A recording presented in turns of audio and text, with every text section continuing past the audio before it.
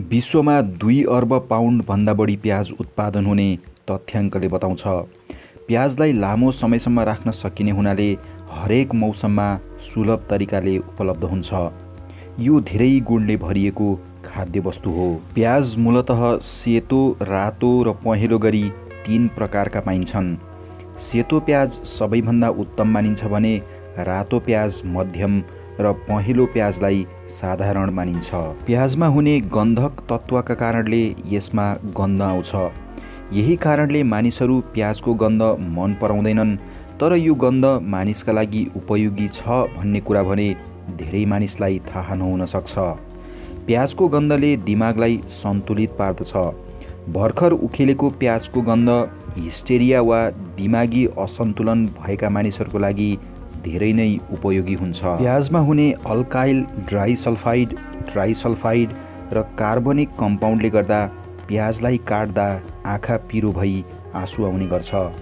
यसका साथै यसमा थायोप्रोपेनोल सल्फर अक्साइडका रूपमा एक किसिमको गन्ध आउने तेल पनि हुन्छ। यो तेलले आँखाको आँसु निकाल्ने ग्रन्थीलाई उत्तेजित पारिदिन्छ। प्याज काट्दा यो तेल बाफका रूपमा आँखाभित्र गई आँखालाई पिरो बनाउँछ र आँखाबाट आँसु आउँछ।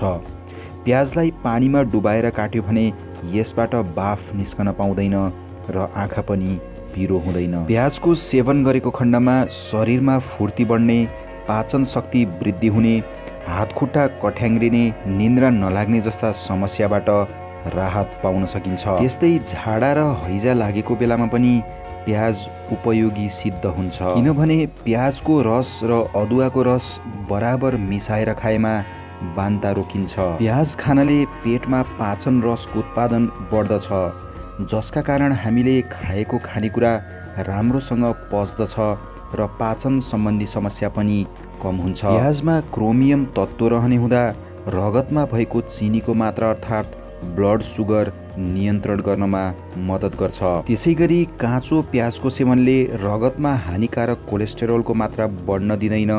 त्यसका कारण मुटुलाई स्वस्थ राख्न सहयोग पुर्याउँछ। त्यसैगरी माहुरीले टोकेको ठाउँमा प्याजले फाइदा गर्छ।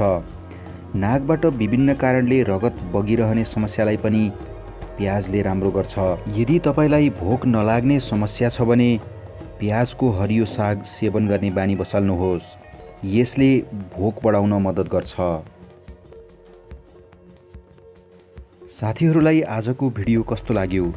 यस्तै रोचक भिडियोहरूका लागि हाम्रो च्यानललाई सब्स्क्राइब गर्न नबिर्सनुहोला है।